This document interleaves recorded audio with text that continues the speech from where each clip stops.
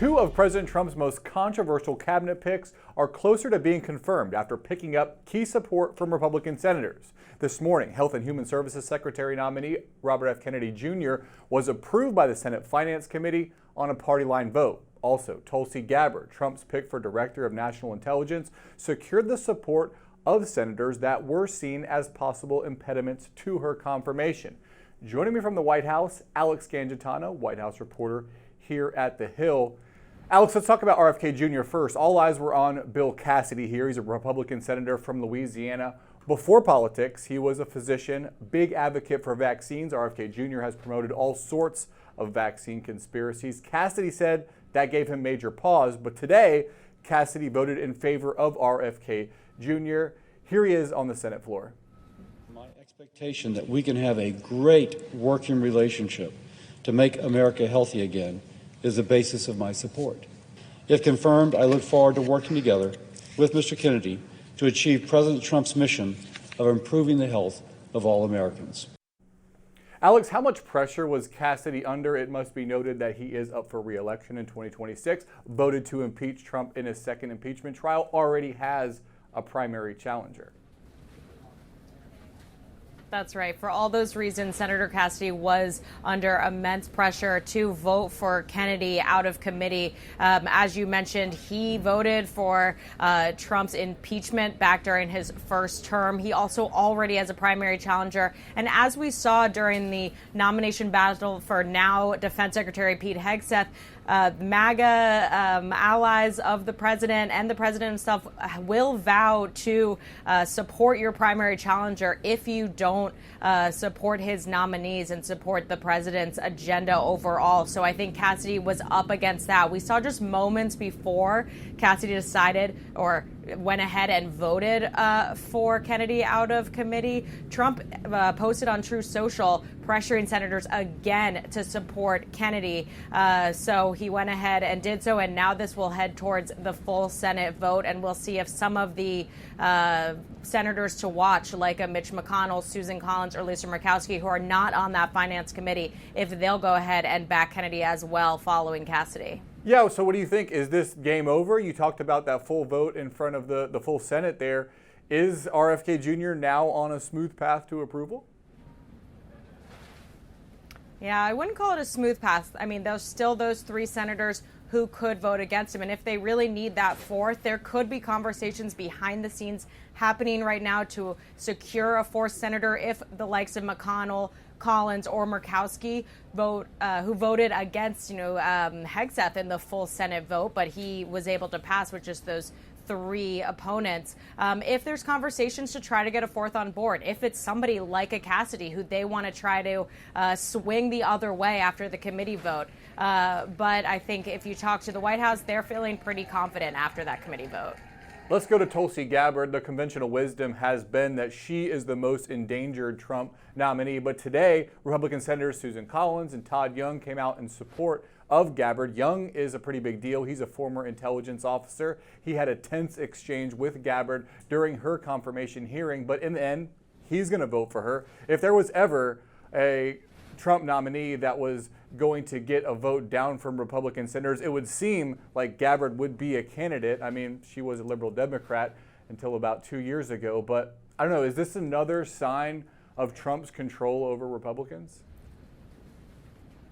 Yeah, I know you and I have been talking about for months now that she had faced the toughest path towards confirmation, and I still think she does. You mentioned that Todd Young and Susan Collins both were senators to watch now they have said that they will back her, but I do think she'll be able to make it out of committee. But it's that full Senate vote that we're looking at now that I think she could struggle with when it comes down to getting all senators to back her. So I do think she still has a shaky road. When we talked to senators last week and talked to some people close to the White House last week, they were telling us that senators are still not feeling comfortable with her after her pretty contentious, as you mentioned, Senate hearing last week. So she's somebody who I'm definitely watching that how important that full Senate vote will be, and how many senators still have reservations without her. But again, like you mentioned, that young support, that's a huge turn for him. So maybe it will make other senators feel secure about supporting her as well. Another controversial nominee is Kash Patel. He is the nominee for FBI director. He's being criticized for past work he's done consulting for the country of Qatar. Ethics advocacy organizations say Patel did not register as a foreign agent. Any idea of exactly what he was doing on behalf of Qatar? And is there any notion that this could derail his nomination? Yeah, it definitely has raised some red flags. We don't know exactly what he was doing or how much money he was making. We know that the consulting firm that Patel had run had Qatar as one of its clients, and they made a couple $1 million overall, but it's unclear how much of that came from the country itself or from other clients. And so overall, though, this does, as I mentioned, raise some red flags over alliances he has and why he didn't disclose that, why he didn't say that he's a foreign agent or register under FARA, which allows you to lobby for foreign countries. So I think members of Congress and senators, of course, are going to have a lot of questions for him over why he didn't feel the need to formally come out and register. Axios is reporting that 20,000 federal workers have taken Trump's buyout offer so far. Deadline for that is Thursday. While it's 1% of the total federal workforce, it's a far cry from the 5 to 10% the Trump administration was hoping for. Considering that these buyouts are not funded yet by Congress, I imagine there's probably some skepticism from federal workers that they would actually get reimbursed or paid out for these 8 months that they're being promised by the administration. Is that the reason why maybe the numbers are low? And is the administration thinking this 1% that they've gotten so far is a victory? That's right. I mean, I do think the 1% is being looked at as a victory. Just the fact that they've been able to partially gut the federal government so far after that's been such a big target of the Trump administration and, of course, of Elon Musk, the head of the Government Efficiency Committee. But I think that they're seeking a lot more. And like you said, I think federal workers right now are in this kind of wait and see phase. Can they be supported financially in for a certain amount of time if they do decide to take a layoff package, or will they trust that they will be able to receive some money for stepping aside? I think there's a lot of questions, and so this 1% is kind of the guinea pig here, trying to figure out how legit these buyout packages, so to speak, are, and if it's worth more people taking it. But I do know a lot of people in the federal workforce are feeling like there's a target on them and they are looking elsewhere, also wanting to secure their next job just because of the threats from the Trump administration to really try to gut these agencies. Yeah, and speaking of federal workers, unions representing them are suing the Treasury Department to block Elon Musk from access to Treasury payment data. The Treasury controls something like $6 trillion in annual payments. It includes sensitive information about Social Security, Medicare payments, salaries of federal workers, payments to government contractors, tax refunds, which includes banking information and Social Security numbers of Americans. Democrats are up in arms over this information being given to Elon Musk. Senator Chuck Schumer was adamant on the floor that this is an intrusion on people's personal information. How do Republicans feel about the role Musk is currently playing? Yeah, it's also similar to how they're feeling about these committee nominees or about these Trump nominees is, do we speak up and go against what the president wants, which is Elon Musk in a powerful role, or do we see how this plays out and support the president so we are not, a target of this White House? So I think right now a lot of Republicans are in that wait and see phase.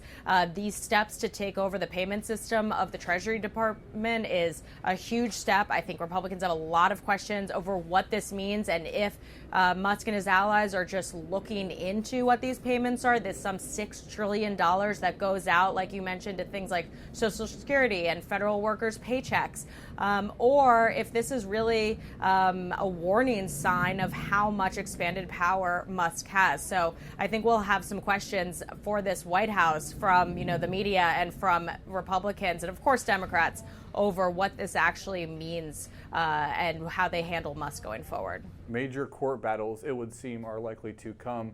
Alex Gangitano at the White House, thank you so much. Thank you. More help is on the way for residents affected by Hurricane Helene, with a surge of resources since President Trump's visit and his executive order 11 days ago. Newsnation's Brian Entin is on the ground in Swannanoa, North Carolina, with the latest on what one resident has called the Trump effect.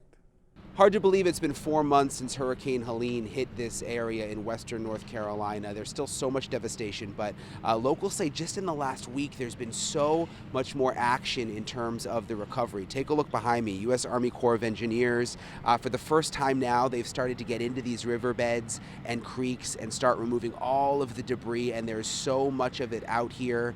I spoke with the U.S. Army Corps. They say that because of President Trump's executive order 11 days ago, they've been able to surge resources here. After President Trump came, the executive order got signed, did you start bringing more resources in right away? Pretty much, yeah. It can't be instantaneous, but we surged our own assets and resources in here in terms of Corps of Engineers personnel. First, they help us figure out, okay, what can we do? What's in the realm of possible? Coordinated with the state and FEMA to make sure that what President Trump was tasking us to do could be done. And that's really what we're doing now. We're moving out on that executive order. And now for the first time, they're able to get into these creek beds in areas that's private property. Just yesterday, they came out, they built this wooden roadway, and here they are today beginning the cleanup. And again, locals, they're just so grateful. Yes, it's going to be a huge mammoth task. This is only the beginning. But they say since President Trump signed the executive order, there has been a noticeable difference. Drew? Newsnation's Brian Entin, thank you. Following the devastating wildfires in and around LA County last month, State Farm is now asking California officials to approve an emergency interim rate hike that could leave homeowners in the state paying as much as 22% more to insure their homes. Under the changes, rental property policies could increase as much as 38%, and tenants could see a 15% hike. Since the fires broke out nearly a month ago, the insurance provider has received more than 8,700 claims totaling roughly $1 billion. State Farm says it expects to pay more as claims continue to roll in. It comes after the insurer decided to cut new coverage in the state back in May of 2023, citing inflation and increasing frequency of natural disasters. That's today's Daily Debrief. I'm Drew Petrimoulx. Be sure to like, share, and subscribe to the Hills YouTube channel. Come back here soon for the intersection between politics and policy.